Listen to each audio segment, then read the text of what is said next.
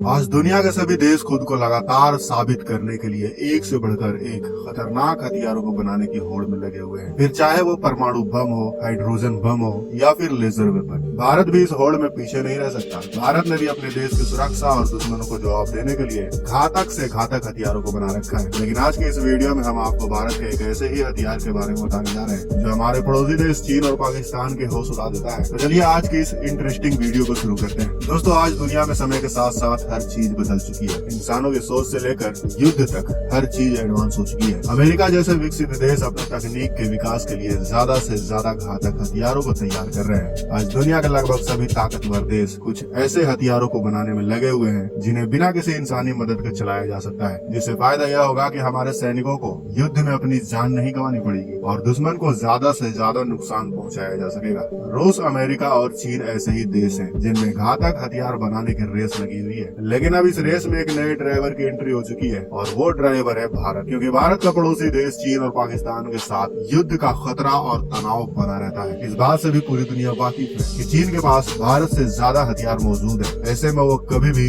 युद्ध में भारत पर हावी हो सकता है। लेकिन अब ऐसा सोचना पूरी तरह से गलत होगा, क्योंकि अब भारत ने अपने देश की सुरक्षा के लिए अत्याधुनिक खुफिया हथियार तैयार कर रखा है, क्योंकि यह आज का भारत है, न कि 1962 वाला जो चीन के चालबाजियों के सामने झुक जाए। भारत ने भी ऐसे ही हथियार विकसित कर लिया है जो आसानी से चीन की मिसाइल को तहस नहस कर सकता है। आज भारत के पास इतने गुप्त हथियार हैं जिनके बारे में दूसरे देश तो क्या, भारत के भी आधे से ज्यादा लोग नहीं जानते। तो आज हम आपको बताते हैं भारत के इस गुप्त हथियार का नाम है किलो एम्पियर लीनियर इंजेक्टर यानी काली, जिसका नाम सुनते ही चीन और पाकिस्तान कांप उठते हैं। दोस्तों, इमेजिन करिए कि भारत के ऊपर हमला हो गया है। दुश्मन के लड़ाकू जहाज और मिसाइलें पूर्वी और पश्चिमी दोनों सीमाओं से हमले के लिए निकल रहे हैं। राजस्थान की सीमा पर टैंकों का स्क्वाड्रन हमले के लिए आगे बढ़ रहा है। समुद्री सीमा से नौसैनिक जहाजों का झुंड हिंद महासागर में आगे बढ़ रहा है। तभी अचानक से एक रोशनी चमकती है और दुश्मन के सभी टैंक, सभी लड़ाकू विमान और नौसैनिक जहाज और मिसाइलें एक धमाके के साथ खुद ब खुद आग के गोले में बदलकर खाक हो जाती हैं। दरअसल दोस्तों, ये कोई कल्पना नहीं बल्कि अब हकीकत है और ये कमाल कर सकता है भारत का सीक्रेट हथियार काली, जो पहले ही पाकिस्तान के 130 जवानों की बोलती बंद कर चुका है।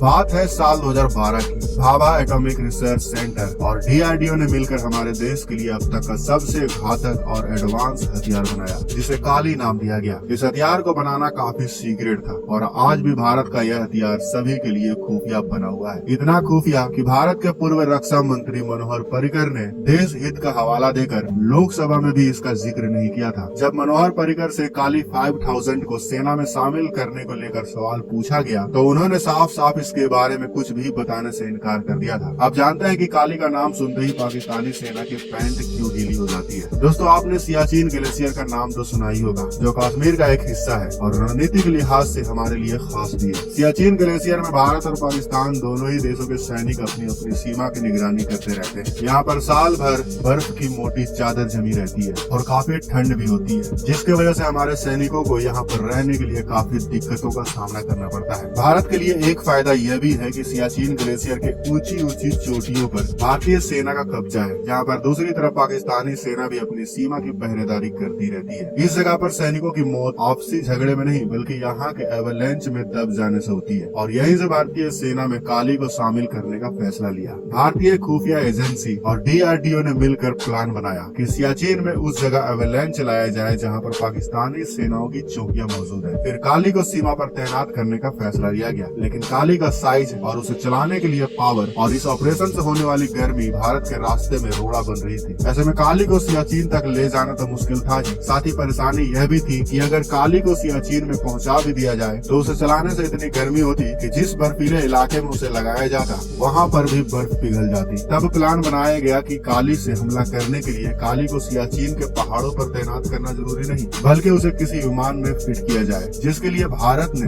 भारी भरकम विमान IL-76 को तैयार किया और मिशन को अंजाम देने के लिए वक्त भी चुन लिया गया। लेकिन पाकिस्तान को इस परीक्षण की खबर न लगे, इसके लिए रॉ ने सियाचिन से 18,070 किलोमीटर दूर उड़ीसा के कटक में प्लेन पर काली को लोड किया गया। इस मिशन में शामिल जवानों को यहाँ तक पता नहीं था कि आखिरकार यह भारी भरकम मशीन क्या है और इसे प्लेन पर क्यों लोड किया जा रहा है। अब IL-76 अपने टारगेट को मार गिराने के लिए तैयार था। रॉ ने IL-76 के उड़ाने से पहले उसकी सुरक्षा के लिए एक और विमान को उड़ाया जिसका नाम था अवॉक्स। यह उड़ते समय वायु क्षेत्र की रक्षा करता ताकि किसी किसी भी तरह के लड़ाकू विमान के हमले और मिसाइल हमले से अपने देश को बचाया जा सके। साथ ही अवैक्स के पीछे भारत के सुखोई 30 MPI IL-76 के साथ उड़कर काली की सुरक्षा में लगाए गए। इस बार कश्मीर से कोई भी विमान न उड़ाने का फैसला किया गया ताकि देश के दूसरे हिस्सों से उड़ने वाले विमानों पर दुश्मनों की नजर न पड़े। यह तैयारी इतनी गुप्त थी कि IL-76 विमानों के कर्मचारियों के अलावा किसी को भी इस चीज की जानकारी नहीं थी। साथ ही इस मिशन को सीक्रेटली भारत की स्पेस एजेंसी इसरो के सैटेलाइट रिकॉर्ड कर रहे थे। 7 अप्रैल 2012 को सुबह 5:40 पर काली को अपना काम अंजाम देना था। काली ने सियाचिन में अपने टारगेट को लॉक किया और भारी मात्रा में हेवी इलेक्ट्रोमैग्नेटिक तरंगों की बौछार कर दी, जिसका नतीजा यह निकला कि सियाचिन की चोटी से बर्फ की बहुत बड़ी चट्टान खिसक गई और हिमस्खलन आ गया, जिसकी रफ्तार लगभग 300 किलोमीटर प्रति घंटा थी। यह बर्फीला तूफान अपने रास्ते में आने वाले सभी चीजों को उड़ाते और अपने अंदर दबाते हुए पाकिस्तानी एयरबेस पर करोड़ों टन